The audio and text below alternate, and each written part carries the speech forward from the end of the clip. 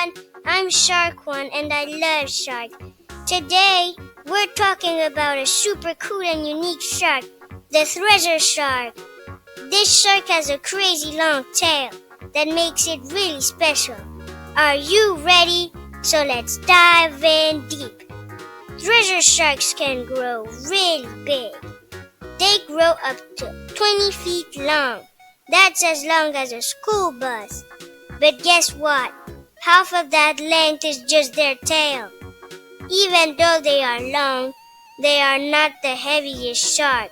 A big thresher shark weighs around 1,100 pounds. That's as heavy as a grand piano. Thresher sharks love to eat fish. They eat squid, tuna, and other small fish.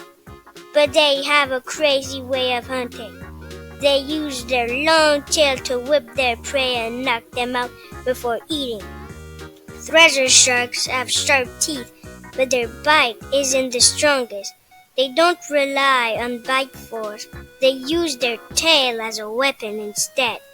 Their tail whip is powerful. It can break bones and even kill fish instantly.